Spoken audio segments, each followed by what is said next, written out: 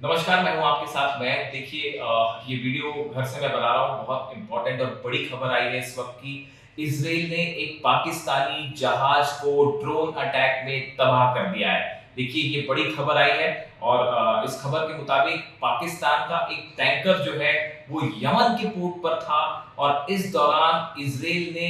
Drone से attack किया और पाकिस्तानी टैंकर में ज़बरदस्त धमाका हुआ और उसमें टैंकर्स के अलग-अलग चेंबर्स होते हैं, उसके एक चेंबर में आग लग गई और इसमें बताया जाता है कि 27 टोटल मेंबर्स थे, जिसमें 24 पाकिस्तानी थे, 2 श्रीलंका के थे, 1 नेपाल का था और जैसे ही ड्रोन अटैक हुआ, बड़ा धमाका हुआ पाकिस्तान के इस टैंकर पे। ये यमन के पोर्ट पर खड़ा हुआ था, अल ईसा पोर्ट है यमन का, वहाँ खड़ा हुआ था, उस पे ये धमाका हुआ। उसके बाद जो क्रू मेंबर्स थे, उन्होंने फौरन जो है वो आग बुझाने के काम में जुट गए और काफ़ी मशक्कत के बाद उस आग पर काबू पाया गया और उसके बाद खबर ये भी आई कि फिर उसके फौरन बाद जो हूती विद्रोही हैं, उन्होंने इस शिप पर कब्जा कर लिया। अब देखिए ये पाकिस्तान के शिप पे रेड सी में इजराइल का हमला करना अपने आप में एक बहुत बड़ी खबर है। देखिए उसके बाद जो खबरें निकल के आई, देखिए पहले मैं आपको बताऊं एग्जैक्ट खबर। An LPG tanker with 27 crew members was attacked by an Israeli drone while dock at Ras al Isa port. उसके बाद देखिए ये हमला होता है, उसके बाद हूती उस पे कब्जा कर लेते हैं। उसके बाद बताया जाता है कि पाकिस्तान की तरफ से ओमान से अपील की गई, सऊदी से कोई अपील की गई कि किसी तरह से हमारे मेंबर्स को छुड़ाइए और फिर हुतीज के साथ बातचीत हुई और ये मेंबर्स को रिहा किया गया। अब देखिए बड़ी बात यह है कि जिस तरह से इजराइल ने पाकिस्तान के शिप पर अटैक किया, इसको जोड़ के देखा जा रहा है सऊदी के साथ जो पाकिस्तान की डील हुई बड़ी नेटो लाइक डील की एक देश पर हमला जो है वो दोनों देशों पर हमला माना जाएगा और यहाँ तक कि पाकिस्तान ने कहा कि हम अपनी न्यूक्लियर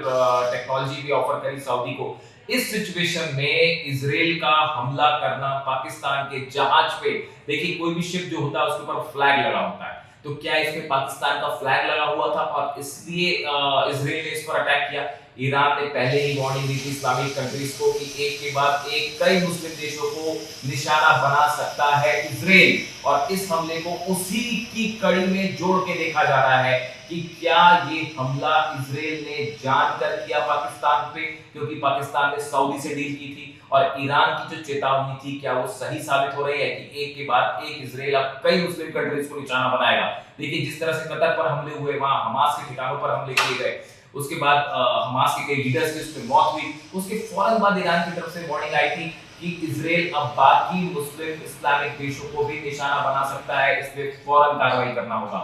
इस पूरे लिहाज से इस शिप पर हमला होना, उसको एक्सपर्ट इस तरह से देख रहे हैं कि क्या इजराइल ने जवाब दिया है एक प्रकार से पाकिस्तान को या सऊदी को जवाब देने की कोशिश की और क्या ईरान की बात सही साबित हुई। देखिए इस शिप को फिलहाल रिहा करवा दिया गया है, जैसी खबरें पाकिस्तान से आई और पाकिस्तान की गृह मंत्री का जो बयान सामने आया, इस शिप को फाइनली रिहा करवा दिया गया। लेकिन जो तस्वीरें सामने आई इस शिप पर हमले की और उसमें धमाके की, उससे एक प्रकार की चेतावनी मानी जा रही है इजराइल की तरफ से उन सभी देशों के लिए जो इस्लामिक देशों के लिए। पिछले कुछ समय में अगर आप देखें तो 6 से ज्यादा मुल्क ऐसे हैं जिनके ऊपर इजराइल हमला कर चुका है और इस लिहाज से अब ये हमला होना एक बड़ी घटना मानी जा रही है और इसकी तरफ से इजराइल की तरफ से कोई बयान नहीं आया है, पाकिस्तान की तरफ से बयान आया है। लेकिन अब देखना यह है कि इजराइल की तरफ से क्या बयान आता है, क्या नेतन्याहू इस पे कुछ कहते हैं। देखिए इस घटना के बाद पाकिस्तान और इजराइल एक बार फिर आमने सामने होते दिखाई दे रहे हैं और क्या जो नेतन्याहू ने कहा था कि बाकी सभी देशों में भी जहां भी हमास के नेता मौजूद है वहां हमला होगा, क्या तुर्की अंकारा अगला निशाना होने जा रहा है। ये तमाम स्पेकुलेशन है जो सोशल मीडिया पे हो रहे हैं, लेकिन इस बीच पाकिस्तान के जहाज पर रेड सी पर हमला होना अपने आप में एक बहुत बड़ी खबर है। इससे जुड़ी जो भी अपडेट होगी मैं आप तक पहुंचाऊंगा। Thank you so much.